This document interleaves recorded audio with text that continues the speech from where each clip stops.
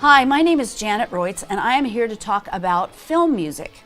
Specifically, film music of classic American films of the 30s and 40s. More specifically than that, film songs. And even more specifically than that, the film songs of a guy named M.K. Jerome. Now you may be saying to yourself, M.K. who? M.K. Jerome grew up in New York City, and he got a job playing piano for Irving Berlin in his publishing house, and then he became a song plugger, a songwriter. And when the talkies came to be, he was one of 13 Tin Pan Alley songwriters that went out to Hollywood, because that was the place to be if you wanted to write tunes. They were making tons and tons and tons of musicals. In fact, they were making so many musicals that the audiences got sick of them and stopped going. And so Hollywood started ratcheting back on the number of musicals, which meant there was less work for Mo, which meant he needed to go back to New York, which he did, and started working in radio. A couple of years later, Hollywood figured out how to integrate music into movies that the public would buy, so Mo came back. And Mo went back to Hollywood, where he landed a job at Warner Brothers, and he stayed there and worked there with his partner Jack Scholl for almost 20 years. I hate love till it bowled me over. I used to get along. So what kind of songs did Mo write? Well, Mo was known as the short order cook of the Warner Brothers music department. Why was he called that? Because he had to write all kinds of different songs and write them fast. For example, the producers would come in and say, Mo, we need sort of an Irish type tune for Dennis Morgan to sing. Or, Mo, we need a cowboy song that could be sung around a campfire. Or, Mo, we need like a sizzling nightclub tune. And Mo and Jack would get weaving, and they would come up with songs like this. Oh, my mother was born in the county of Cork. Close your sleepy eyes, my little buckaroo. I'm in a jam, baby. I'm guessing that even the most die-hard film fan is not familiar with titles like Tear Gas Squad, Cherokee Strip, or Race Street. But in 1942 Mo and Jack were asked to write a song for a little film called Casablanca. Say, who's got trouble? We got trouble. How much trouble? Too much trouble. Well, now, don't you frown. Just knuckle down and knock on wood. Who's unhappy? We're unhappy. How unhappy? Too unhappy. Uh-oh, that won't do.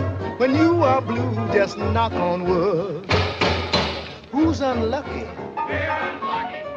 So as you can see in Casablanca, there is so much going on that the song is kind of in the background, and Mo and Jack understood that. I mean, who is paying attention to what's being played on the piano when Rick is hiding the letters of transit inside the piano? Knock on wood. Now who's happy? We're happy. Just how happy? Very happy. In those days, a lot of times songwriters did not even get credit for their work, and a shining example of that for Mo was the film Yankee Doodle Dandy, starring James Cagney as George M. Cohan. And the powers that be at the time wanted the audience to think that all the music was written by George M. Cohan. So even though Mo and Jack wrote a large chunk of the sequence Little Johnny Jones, they were not credited for it. But now we know. All aboard, we'll soon be sailing toward the city of old New York. Despite his under-the-radar status, Mo was nominated for an Academy Award twice. Once for a song he wrote for Hollywood Canteen, and another time for a song he wrote called Some Sunday Morning from the film San Antonio. Now, I was not familiar with the San Antonio version, but I knew that I'd heard this song somewhere before and sung by somebody with a very unique vocal style. Some Sunday morning is going to be some Sunday morning for someone and me. So why is this important? Who cares? Well, it's interesting sometimes to look outside the margins maybe of the great American songbook. You know, there's the greats, there's George Gershwin, there's Irving Berlin, but there's also guys like Mo, who grew up the same way they did, you know, New York City kids to to Tin Pan Alley to Hollywood. And you look at Mo and you see his contribution to American music and how he did what he did. M.K. Jerome's music will survive because these films have survived. So next time you're watching your favorite film and you hear a song, you can go, for heaven's sakes, there's a song. I wonder who wrote it.